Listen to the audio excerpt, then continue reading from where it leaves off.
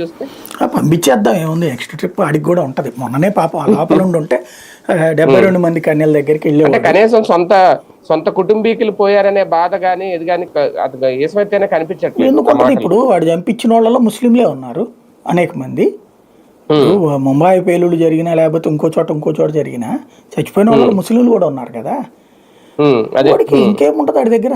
మానవత్వం అనేటటువంటిది తెలియనటువంటి మూర్ఖులు అది. పులికి నున్ను పాముకి మానవత్వం ఏముంటది? వాటిట్లో కూరల్లో విషమే ఉంటది నిలువెత్తున.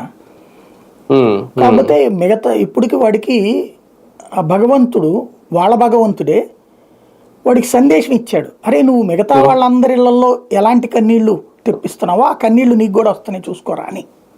అదే అందరి పిల్లల్ని చంపినప్పుడు తెలియలేదా? మంది పిల్లల్ని చంపినప్పుడు, పది పిల్లల్లాగా ఈడు వ్యవహరించినప్పుడు తెలిసింది. ఇప్పుడు వాడికి పెరుగుతుంది, ఇంకా తెలుస్తుంది. ఇప్పుడేనా? అయితే దానికి సంబంధించిన మనకి ప్రాబ్లం ఉంటది, ఇబ్బంది ఎదుర్కొంటాం. బట్ ఈ దుర్మార్గుడు ఎదురుగుండా కనబడ్డప్పుడు అబ్బాయి ఏం లేదని ఎందుకు తిరుగుతాం? ఇప్పుడు ఒక ఎక్స్పోజ్ అయిపోయింది, తీవ్రవాదులు పాకిస్తాన్లోనే ఉన్నారు, తీవ్రవాద శిబిరాల మీదే దాడి జరిగింది తప్ప అది సివిలియన్స్ మీద కాదని ప్రపంచానికి ఆడే నిరూపించాడు. మసూద్ అజర్ ఇంకా ఇండియాకి ఫేవర్ చేశాడు. లేకపోతే ఏం చెప్తుంది వాడి పేరేంటి, మన హమాస్ తీవ్రవాదులు గనక చచ్చే తీవ్రవాది అయితే ఏం చెప్తారు? రోజు వాళ్ళ హెల్త్ డిపార్ట్మెంట్ నుంచి 4 సాధారణ పౌరులు చనిపోయారు, 60 మంది మహిళలు చనిపోయారు.